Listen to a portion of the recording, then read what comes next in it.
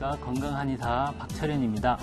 오늘은 교통사고 후 치료에 필요한 절차와 치료 방법에 대해서 한번 알아보도록 하겠습니다.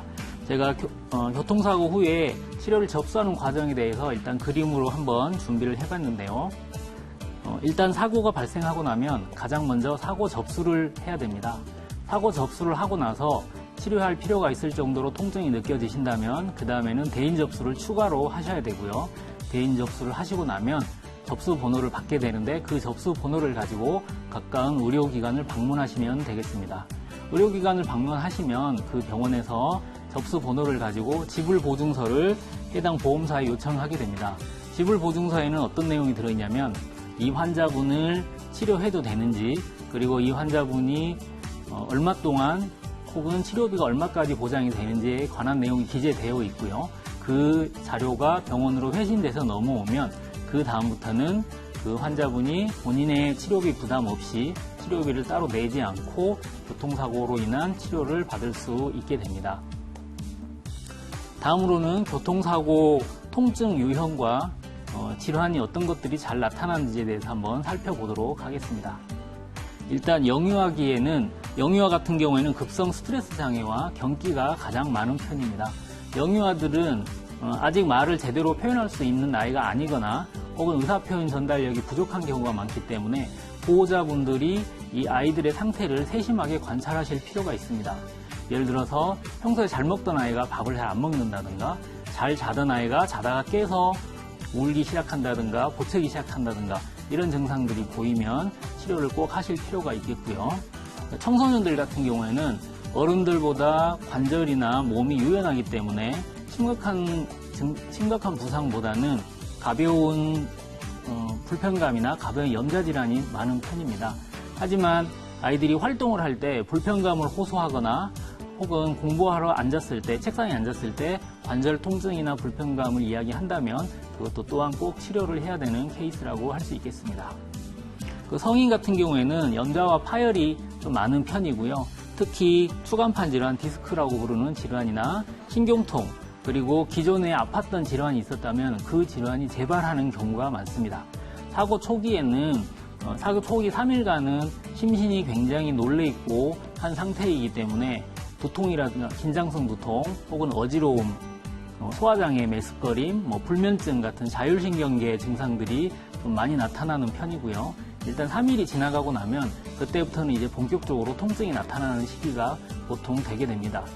통증이 나타나는 양상은 원래 아팠던 부분이 좀 더 심하게 아파지거나 혹은 안 아팠던 부분이 새로 아파지거나 하는 양상을 나타내게 되는데요.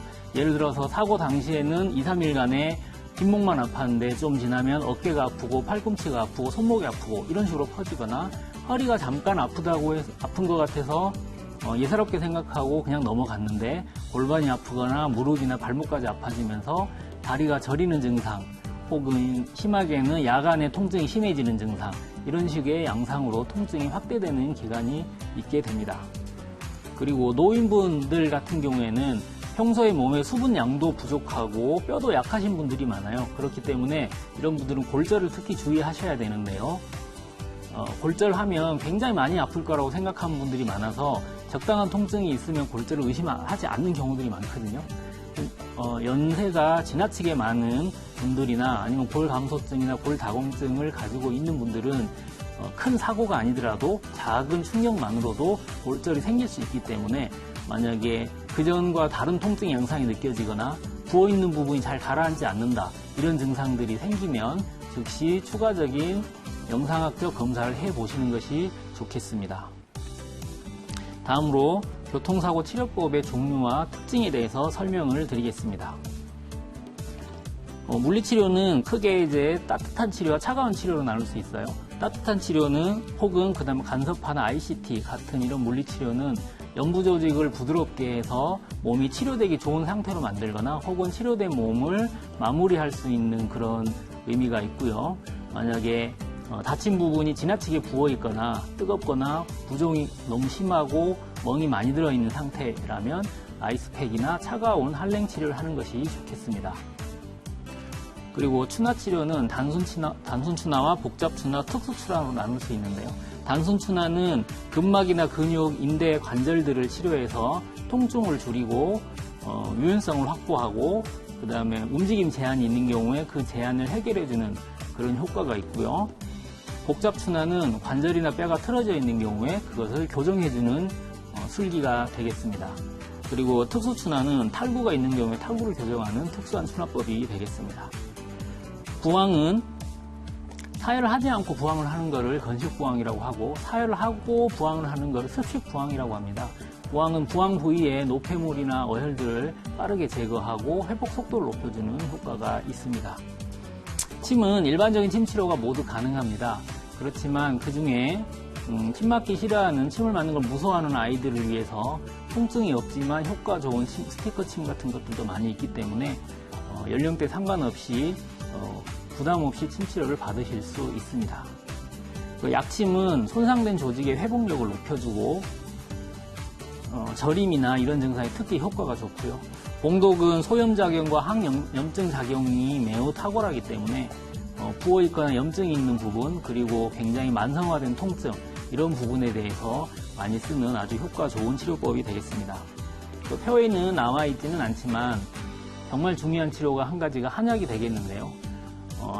사고가 나고 나서는 단순히 통증뿐만 아니라 심리적으로, 내적으로도 스트레스를 많이 받고 심신이 모두 긴장되기 때문에 그 긴장을 풀어주고 어혈을 줄여주는 그런 당기수산이라든가 기타 다른 어혈 풀어주는 한약을 치료하는 것도 아주 좋은 치료법이 되겠습니다.